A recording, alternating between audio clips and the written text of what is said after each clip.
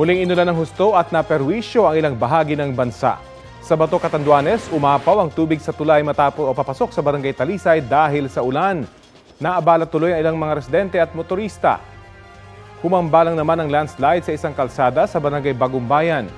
Malalaking bato ang bumagsak sa bahagi ng Bato-Viraca border. Sa Dato Abdullah Sangki sa Maguindanao del Sur, nagmistulang ilog ang highway sa Barangay Talisawa. Nalubog sa baha na may kasamang putik ang nasabing kalsada kasunod ng malakas na ulan. Tumaas din ang tubig sa ilang sapa. Ayon sa Pag-asa, mga local thunderstorm ang nagpaulan sa Maguindanao habang shear line sa Catanduanes. Inaasahan ulit yan ngayong Biyernes.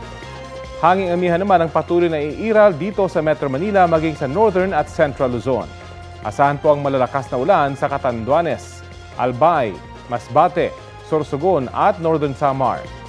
Katamtaman naman hanggang malalakas na buhos ang mararanasan sa Camarines Norte, Camarines Sur, Romblon, Aklan, Eastern Samar, Samar at Biliran.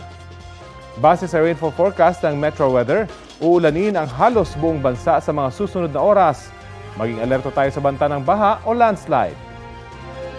Mababa naman po ang tsansa ng ulan dito sa Metro Manila.